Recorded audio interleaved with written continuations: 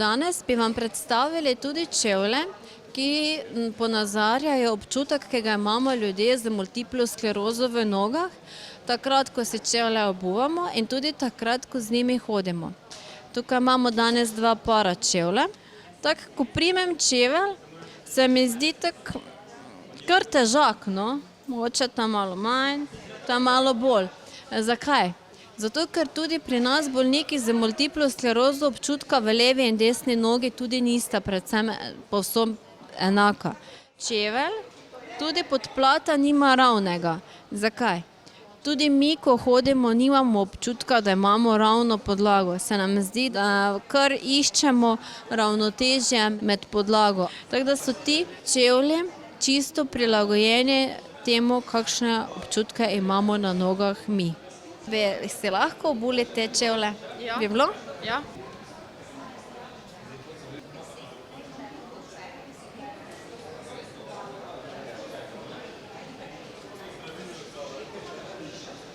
Kakšen je bil sedaj občutek, ko ste si obuvali čevlje?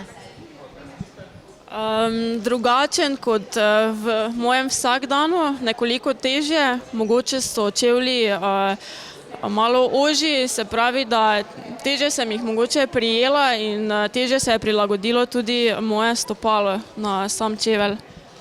Hvala. Pol pa, prosim.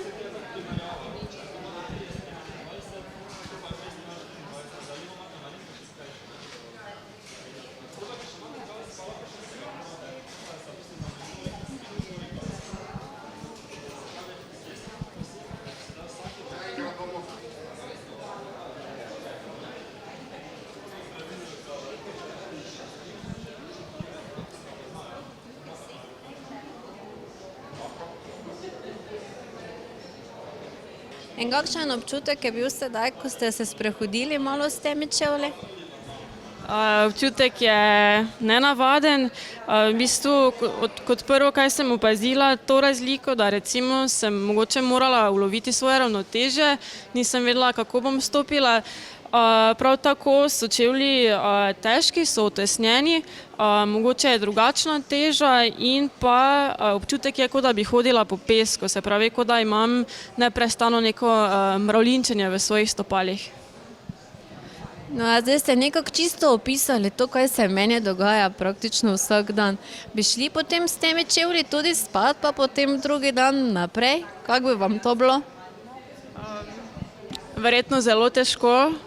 Sprva seveda bi se morala sprijazniti s tem, bilo bi nenavadno, ampak seveda ljudje, kot ste vi, recimo, ki imate multiplo sklerozo, se pa morate nekako s tem navaditi, živeti in morda vi lahko poveste, kakšni so vaši občutki. Tako kot ste rekli, nekako to sprejmemo in se tega navadimo.